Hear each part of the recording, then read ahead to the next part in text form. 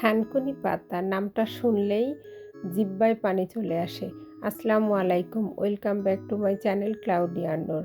আজকে আমি আপনাদের তৈরি করে দেখাবো থানকুনি পাতার ভর্তা।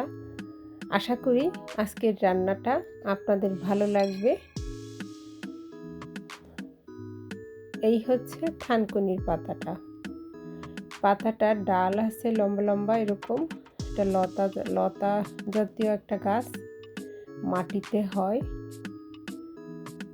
আমি পাতাটা ডাল থেকে আলাদা করে খুঁটে নেব। তার মানে ডালটা আমরা রান্না করব না, শুধু পাতাটাই রান্না করব। এইভাবে প্রত্যেকটা পাতা খুঁটে খুব ভালোভাবে ধুয়ে পরিষ্কার করে নেব, কারণ আমরা শুধু পাতাটাই আজকে রান্না করব। থানকুনি পাতাটা হাতের ভিতরে একটু ঘষে নিলাম, এর একটা আলাদা ঘ্রাণ আছে। এইভাবে আমি কুটে ধুয়ে একটা বাটিতে নিয়ে ব্লেন্ডার করব। আমি একটা থানকুনি পাতার ভিতরে একটা লতা পাইছি। লতাটা পানিতে আমি ভিজাই দিছি, দেখি যদি এটা দিয়ে শিকড় বের হয় তাহলে আমি লাগাবো গাছটা। আমি একটা গাছ বানাতে চাই, কিন্তু আমি পাইনি এখনো। সঙ্গে একটা লেমন গ্রাসের ডালও দিয়ে দিছি, ওটা দিয়ে শিকড় গজাইছে।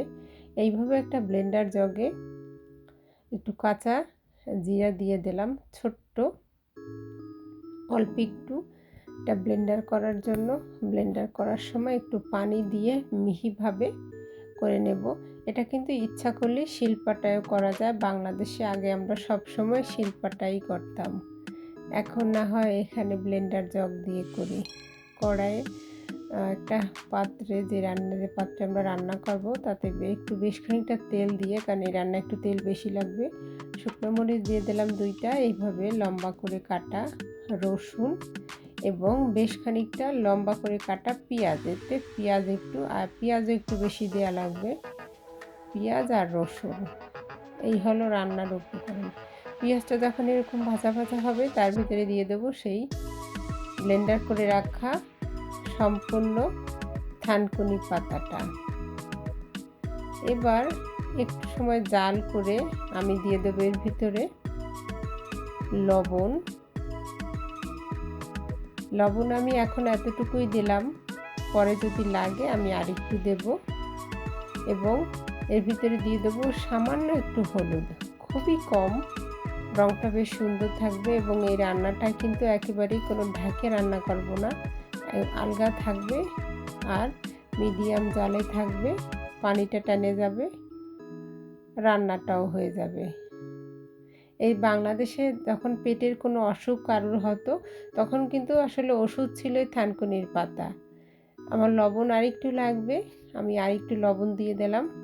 যেটা বলতেছিলাম, থানকুনির পাতাই ছিল ওষুধ আমাদের। থানকুনি পাতা কিন্তু কাঁচা খাওয়া যায়, রান্না করে, তারপরে আবার এটা রান্না করে খাওয়া যায়, কাঁচা বাটেও এক ধরনের ভর্তা করা যায়।